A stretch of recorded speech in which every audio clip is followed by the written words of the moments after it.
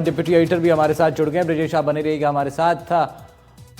शशि, त्रिकोणीय मुकाबला अंता विधानसभा चुनाव में देखने को मिलेगा, बहुत इंटरेस्टिंग इस बार रहने वाला है। उधर प्रमोद जैन भाया, इधर अब मोरपाल सुमन, और इससे पहले जो एक्स फैक्टर इस चुनाव में रह सकते हैं नरेश मीणा, तमाम समीकरणों को बिगाड़ भी सकते हैं इन दोनों ही पार्टियों के। क्या कुछ एनालिसिस आपका है फिलहाल इस चुनाव में? देखिए, पार्टी ने एक बहुत नए प्रत्याशी को, नए चेहरे को यहाँ टिकट दिया है, मोरपाल सुमन। हालांकि नया चेहरा प्रदेश व्यापी नजरिए से है, लेकिन स्थानीय स्तर की बात करें तो 12 पंचायत समिति के प्रधान हैं, उनकी पत्नी खुद सरपंच है, तो पंचायती राज संस्थाओं से जुड़े हुए हैं, इसलिए जनता से डील करने का अनुभव तो है ही, लोगों के बीच में रहते ही हैं। लेकिन जब प्रमोद जैन भाया, जो पूर्व में मंत्री रह चुके हैं 2 बार अशोक गहलोत के साथ में, ऐसा जब चेहरा होता है, सामने नरेश मीणा निर्दलीय प्रत्याशी के रूप में है, तो पार्टी ये सोच रही थी कि या तो इतना बड़ा चेहरा उतारा जाए जो प्रमोद जैन भाया का मुकाबला कर सके, उनके बराबर की टक्कर का हो, या फिर ऐसा चेहरा उतारा जाए जो बिल्कुल सामान्य कार्यकर्ता जैसा लगे। अलग अलग दौर की बातचीत चली। पूर्व मुख्यमंत्री वसुंधरा राजे का गृह क्षेत्र माना जाता है बारा झालावाड़, उनके पुत्र दुष्यंत सिंह खुद यहाँ से सांसद हैं, ऐसे में उनकी राय को तवज्जो देना लाजमी था। और जब नंदलाल सुमन के नाम पर बात नहीं बनी, प्रभुलाल सैनी जो पूर्व मंत्री हैं, वो भी वसुंधरा राजे के घर गए, उनसे मुलाकात के लिए गए। हालांकि प्रभुलाल सैनी वसुंधरा राजे के दोनों मुख्यमंत्रित्व काल में उनके कैबिनेट में मिनिस्टर रहे हैं, लेकिन पिछले कुछ समय से दोनों के बीच में थोड़ी दूरियां हो गई थी, और इन दूरियों का खामियाजा प्रभुलाल सैनी को उठाना पड़ा। और प्रभुलाल सैनी वसुंधरा राजे से मिले, सारी नाराजगी दूर करने की कोशिश की, लगभग नाराजगी दूर भी हो गई, लेकिन फिर भी वसुंधरा राजे का कहना था कि टिकट ऐसे व्यक्ति को दिया जाए जो बहुत जमीनी स्तर का कार्यकर्ता हो। प्रमोद जैन भाया के मुकाबले लोगों को ऐसा लगे, आम जनता को, कि उनके बीच का व्यक्ति है। बहुत सामान्य पृष्ठभूमि से आते हैं मोरपाल सुमन, और ऐसी पृष्ठभूमि से जो पार्टी के संगठन में तो लगातार सक्रिय रहे हैं, लेकिन बहुत हाईलाइटेड नहीं रहे हैं। ऐसे में संगठन निष्ठ भी है, जैसा अभी मोरपाल सुमन बता रहे थे, और आपने देखा जब सहयोगी ब्रजेश उनसे बातचीत कर रहे थे, तो बैकग्राउंड में उनके जो पोस्टर लगा हुआ था उनके यहाँ पर, उसमें वसुंधरा राजे और दुष्यंत सिंह जो सांसद हैं उनको प्रमुखता से दिखाया गया था।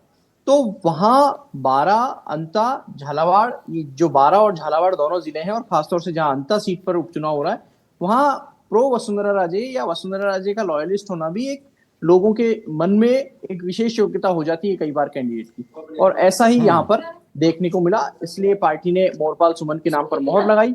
पार्टी की ये कोशिश है कि सभी एकजुट होकर के, जैसा कि मदन राठौड़ कहते हैं, एक मुखी होकर चुनाव लड़ेंगे, तो उस एकता के सूत्र में पिरोने के लिए ऐसा चेहरा लाना जरूरी ठीक है शशि, मैं लौटूंगा आपके पास। और बहुत आसान भाषा में हमारे डिप्टी एडिटर ने आपको समझाया क्यों आखिर बीजेपी ने मोरपाल सुमन पर दांव खेला है। मैं लौटूंगा शशि आपके पास, कंटिन्यू करेंगे इस बातचीत को। उधर ब्रजेश के पास हम लोग वापस जरा लौटते हैं। ब्रजेश, कुछ कहना चाह रहे थे आप?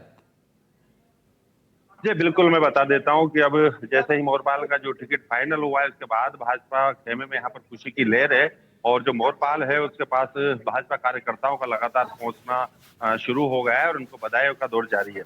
हालांकि ये चुनाव अब 11 तारीख को होगा और 14 को परिणाम आएगा, लेकिन एक तरह से जहां भाजपा के द्वारा विलंब से टिकट करना भी थोड़ा सा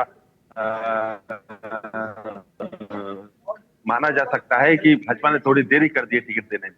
जी नहीं, लेकिन ब्रजेश, भाजपा का तो ये तरीका ही रहा है हमेशा, वेट एंड वॉच की स्थिति में बीजेपी कई बार रहती है, और अक्सर हम देखते हैं कि सूची जारी करने में बीजेपी हमेशा अंतिम पायदान पर होती है।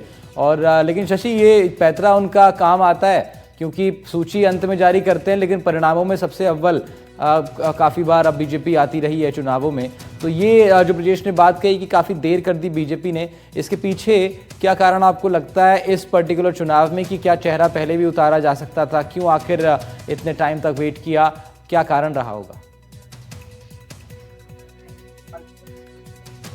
लेकिन अगर पार्टी चुनाव जीतती है तो यही बात देर आए दुरुस्त आए में बदल जाएगी, और पार्टी उसकी कोशिश भी करेगी। बीजेपी दरअसल जो अपने आप को कहती है संगठन निष्ठ या कार्यकर्ता कैडर बेस्ड आदमी है यहाँ पर, तो कैडर बेस्ड संगठन होने के नाते पार्टी को पता है कि उसका टारगेट वोट क्या है, किन लोगों को उनको टच करना है, और बीजेपी का कार्यकर्ता लगातार सक्रिय रहा है। ये बात सही है कि चेहरा आज आया है, लेकिन इससे पहले संगठन हमेशा लोगों के बीच में काम करता रहता है। कांग्रेस का संगठन भी ऐसी ही बात कहता है और वो भी कमोबेश कोशिश करते हैं, लेकिन जिसकी ज्यादा व्यापक पकड़ होती है, जिसको जनता के बीच में लगातार जुड़ाव का सिलसिला रहता है, ऐसे व्यक्ति के जीतने की संभावनाएं ज्यादा रहती हैं। अब अगर देख लिया जाए तो जब कंवरलाल मीणा की अयोग्यता की बात आई थी, जब कोर्ट में उनको सजा सुना दी गई थी, उसके बाद ये आया कि उनकी सदस्यता पर गाज गिर सकती है, तभी से प्रमोद जैन भाया सक्रिय हुए थे। लेकिन केवल प्रमोद जैन भाया ही नहीं, दूसरे चेहरे भी तभी से सक्रिय थे। आपको ध्यान होगा जो विनोद मीणा की गतिविधियां हैं वो भी अलग अलग समय पर रही, और वो भी उस संदर्भ में रही कि आपको अगर चुनाव लड़ना पड़ता है, नरेश मीणा की गतिविधियां तो ठीक है, बहुत शुक्रिया अब शशि आपका तमाम जानकारी के लिए। उधर से ब्रजेश भी हमारे साथ जुड़े हुए थे, शुक्रिया ब्रजेश आपका भी। आगे बढ़ रहे हैं, फिलहाल कोटा से एक बड़ी खबर आ रही है। यहाँ पर